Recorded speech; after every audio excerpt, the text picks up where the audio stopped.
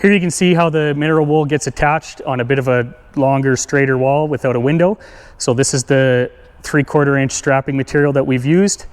You can see that it's screwed to a determined point, so there is usually screw pattern charts that you can find either from the supplier of the insulation or an engineer might have to make that up.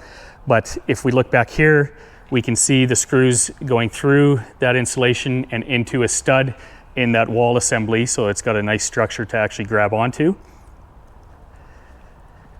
One thing that we want to prevent when we do use Rainscreen application is that we don't want any sort of bugs or small animals getting up into this wall assembly and actually eating out that insulation.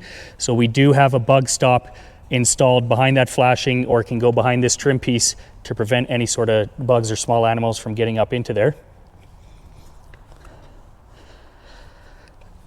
For penetration such as electrical outlets or anything like that, we do need to make sure that since it is penetrating through our air control layer, which is our WRB, we have to make sure that it is sealed.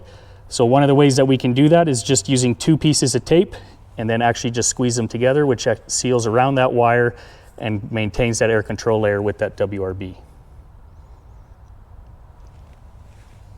Done.